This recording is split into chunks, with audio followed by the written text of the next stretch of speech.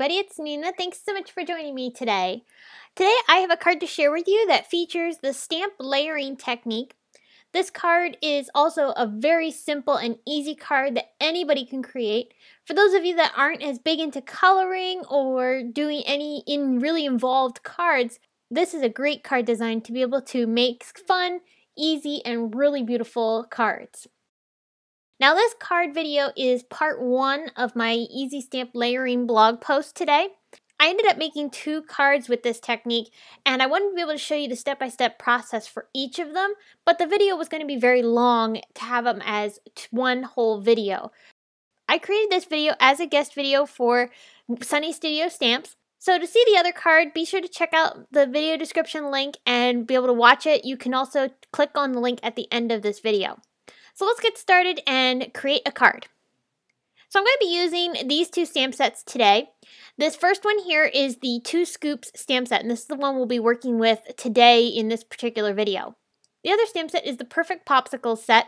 We'll be using a sentiment from there.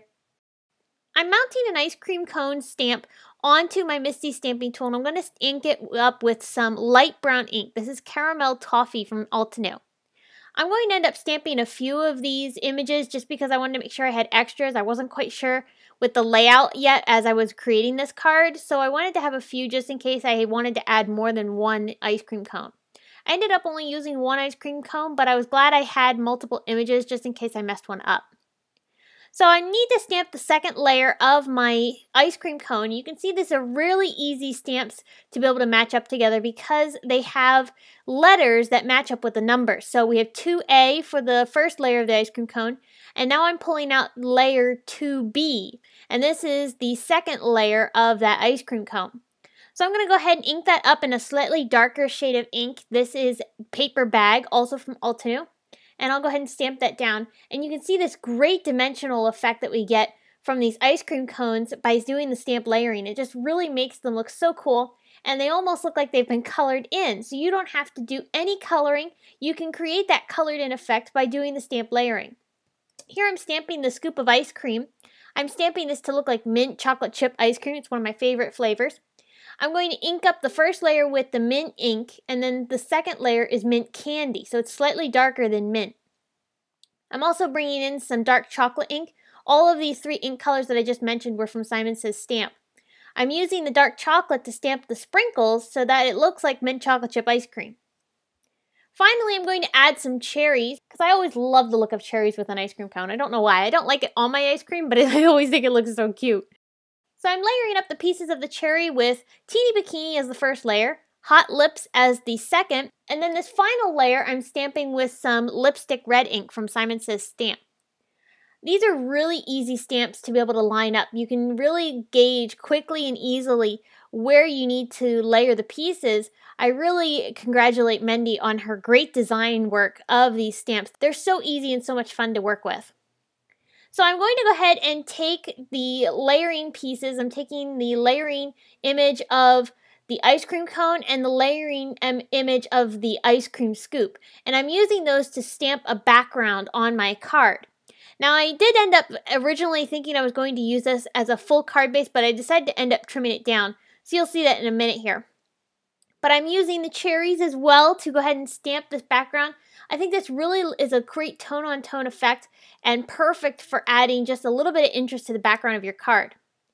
I'm also being very careful to keep this card clean and simple because I'm actually going to give this to my dad.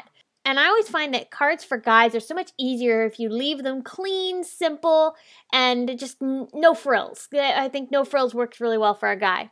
So I'm going ahead with that theme in mind as I'm creating this card. I'm going to add an embossed frame to this card by using a basic rectangle die. I layered this into my Big Shot with the Sizzix rubber mat, the Sizzix Textures platform, and now a cutting plate. And I'm doing all of this on tab 1 of my Big Shot, and that gives me an embossed effect. So as I have this embossed effect on my card, this adds just a little bit of interest to the background and frames up the ice cream cone that I'll end up adding on top. But again, it carries that clean and simple feel, which is, again, perfect for a guy card. So here's where I decided I wasn't going to use it as a full card base and instead going to mat it onto a white card base. So I'm trimming this down on my Tonic mini trimmer. And now I'm adding some double-sided adhesive to the back side of that panel and mounting it onto an A2 size card. So I have a little white border around the edge, which I think looks really nice and draws out the bright white edge of the ice cream cone. So I'm going to go ahead and mount my sentiment from the Perfect Popsicle set onto my card base, and I lined up where my ice cream cone was going to end up being.